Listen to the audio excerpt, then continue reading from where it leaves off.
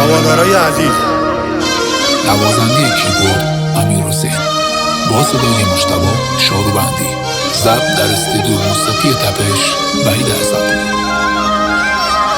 ایدا گلام ایدا گلام، کمتر مکو خین من دلام، ای طوری بازی مدنا تا زندیم مکو ولام.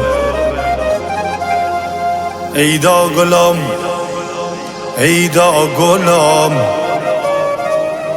کمتر مکو خین من دلام، ای طوری بازی مدنا تا زندیم مکو ولام. کلو و پا پتیت خمام